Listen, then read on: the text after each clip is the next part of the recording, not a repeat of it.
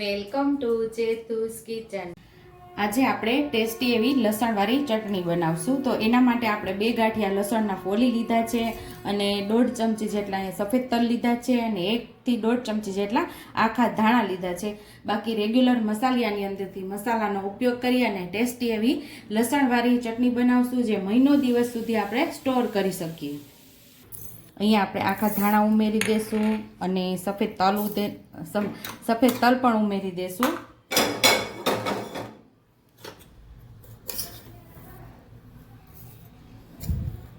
નાની 1.5 ચમચી જેટલું આપણે જીરું ઉમેરશું અને આને આપણે ખાંડી લઈશું દરદરું।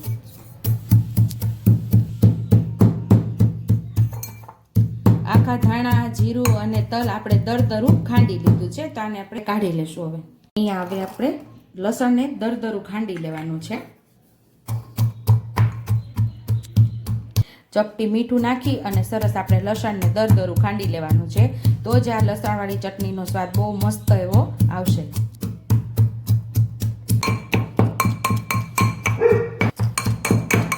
અહીં આપણું આવું સરસ દરદરું લસણ ખંડાઈ ગયું છે। લસણ આપણે ખાંડી લીધું છે અને હવે આપણે મસાલાને ઢીલો કરી લેવાનો છે। નાની 4 ચમચી જેટલો આપણે લાલ મરચું પાવડર લીધું છે।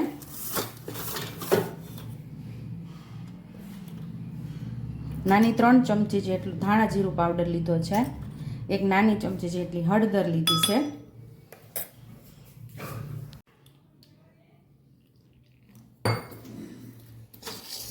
આપણો મસાલો પલળે એટલું 3 થી 4 ચમચી જેટલું પાણી ઉમેરી અને મસાલાને સરસ પલાળી લેવાનું છે।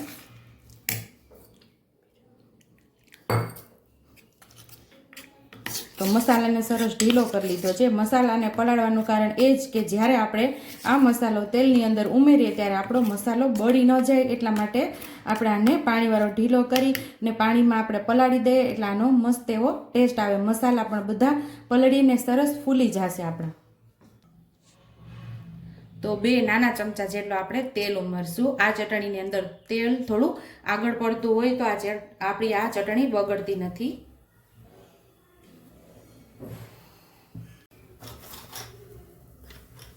અહીંયા આપણું તેલ સરસ ગરમ થઈ ગયું છે, તો જે આપણે દરદરો મસાલો કરેલો એને પહેલા ઉમેરી દઈશું। આપણે હિંગ ઉમેરી દઈશું અને આપણે અહીંયા લસણ આપણે દરદરું ખાંડેલું એ ઉમેરી દઈશું।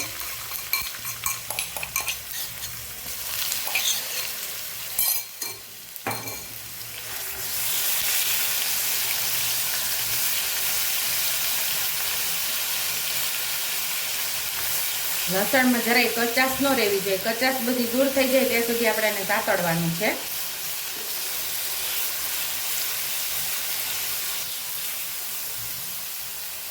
અહીંયા આપણે લસણની કચાશ દૂર થઈ ગઈ છે, તો આપણે મસાલો જે પાણીમાં કાલવેલો એ ઉમેરી દઈશું।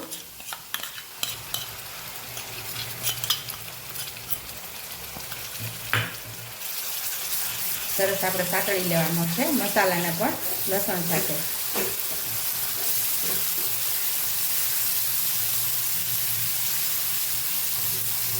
આપણે મસાલામાં જે પાણી ઉમેરેલું એ પણ સરસ બળી ગયું છે અને મસાલો સરસ તેલ છોડવા માંડ્યો છે।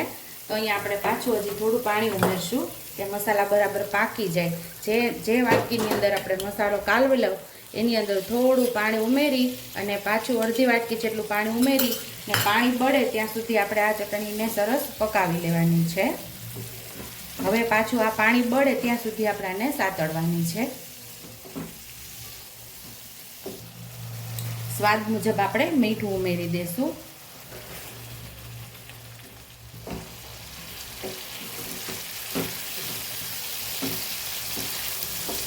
આપણે જે પાછું પાણી ઉમેરેલું એ પણ સરસ બળવા લાગ્યું છે અને તેલ પણ સરસ છોડવા લાગી છે આપણી ચટણી।